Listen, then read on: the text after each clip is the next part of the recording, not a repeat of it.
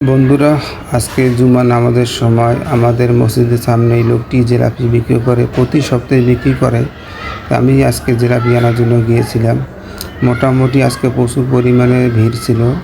মোটামুটি আজকে আধা ঘন্টা সময় দাঁড়িয়ে আছি, তারপরে সিরিয়াল পেলাম জিলাপি আনার জন্য।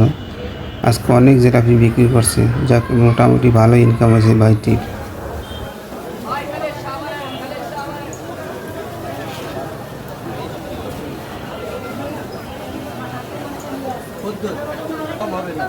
একটু এই জায়গায় দিয়ে দেখেন মামু মামু বাবা